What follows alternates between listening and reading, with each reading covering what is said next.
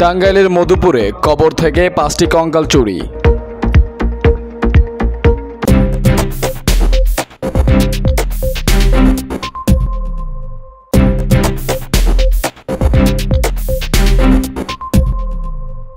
টাঙ্গাইল মধুপুরের আলোকদিয়া ইউনিয়নের বেঙ্গাইকুড়িয়া এলাকার একটি কবরস্থানে 5টি কঙ্কাল চুরির চাঞ্চল্যকর ঘটনা ঘটেছে।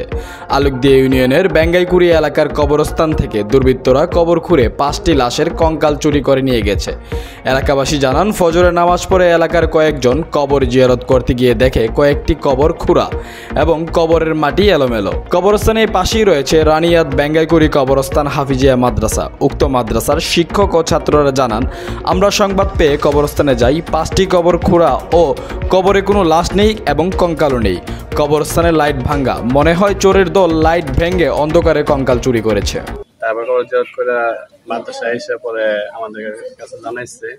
পরে আমরা ছাত্র উস্তাদ সবাই যাইয়া 4-5টা কবর দেখি, যে যাওয়ার পরে দেখি যে একটু অন্যরকম মানুষ মনে হয় কোদাল দিয়ে করছে, এরকম মনে হইতেছে দিকে।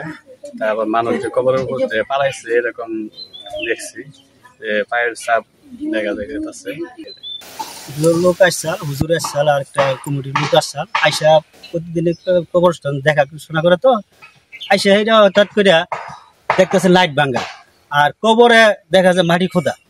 তখন মাটি থেকে খোঁড়া 2টা দেখছে, আবার এদিকে আসছে দেখা যায় আরো 2-3টা খোঁড়া। কবর থেকে লাশ উদ্ধার করে নিয়ে গেছে। কয়টা নিছে? 5টা লাশ নেওয়া হয়েছে।